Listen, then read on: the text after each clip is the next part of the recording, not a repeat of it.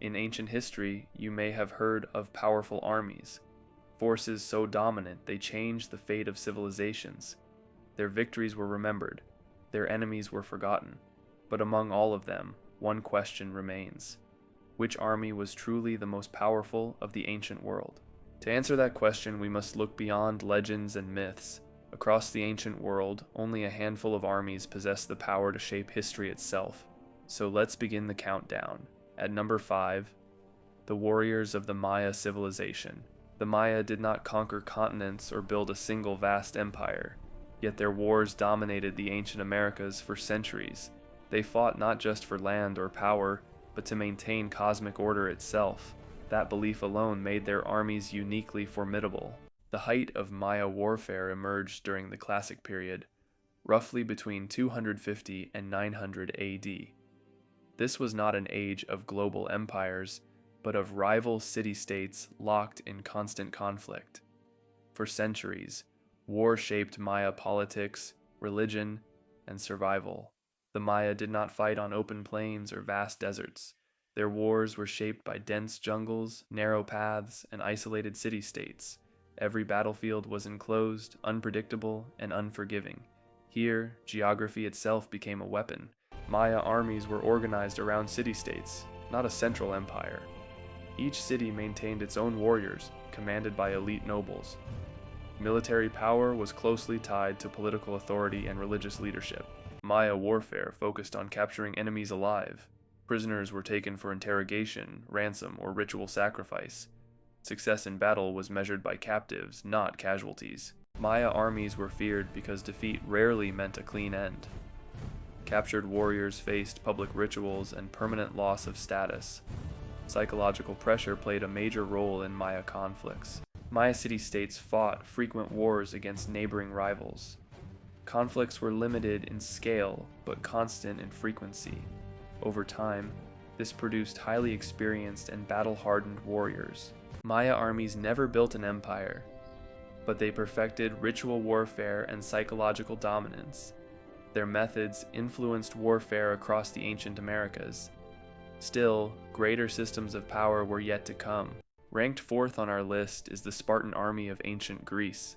They were not born as a legendary force. They emerged from constant threat and the need to survive. From the beginning, war shaped who they became. They emerged around the 9th century BC. After conquering neighboring lands, they ruled over a much larger enslaved population. Fear of rebellion forced them to militarize their entire society. Their military dominance peaked between 650 and 371 BC. For nearly 3 centuries, they shaped land warfare in Greece. Their decline began after defeat at Leuctra. They controlled Laconia and Messenia in southern Greece. Mountainous terrain limited expansion but favored defense. Geography reinforced isolation and discipline. This was a society built entirely around warfare. All male citizens were professional soldiers. Civil life existed only to support the army. Their soldiers fought as heavy infantry. They carried long spears, short swords, and large round shields. Each shield weighed up to 8 kilograms and protected both the bearer and his neighbor. Their true strength was discipline in formation. In 480 BC, they fought at the narrow pass of Thermopylae. A small Greek force, led by them, delayed a Persian army many times larger. The goal was not victory, but time. In 371 BC, they were defeated at Leuctra. Their rigid formation was outmaneuvered by more flexible tactics. This single battle ended their long military dominance. They lacked numbers and economic depth. Their system produced elite soldiers, but very few of them. They could dominate locally, but could not sustain an empire. They perfected discipline and formation warfare. But discipline alone could not rule the ancient world. Above them stood armies that relied on fear, scale, and empire. At number 3, power would take a far darker form. Ranked 3rd on our list is the Neo-Assyrian army. They did not rely on discipline alone. They built power through organized violence, fear, and total control. For the first time, war became a state-run system. They emerged around the 9th century BC in Mesopotamia. Early Assyrian kings transformed warfare into a permanent institution. Conquest, punishment, and expansion became state policy. Their dominance lasted from roughly 900 to 612 BC. They controlled Mesopotamia, the Levant, and parts of Anatolia. At its height, their empire covered over 1 million square kilometers. They maintained a standing army of over 100,000 troops. They pioneered iron weapons, siege towers, and battering rams. Fear was used deliberately to force cities to surrender without battle. They destroyed cities like Lachish and Thebes. Entire populations were deported to prevent rebellion. Their empire expanded faster than any before it. But fear alone could not last forever. Ranked second on our list is the Achaemenid Persian army. They did not rise through fear alone. They built power through organization, tolerance, and scale.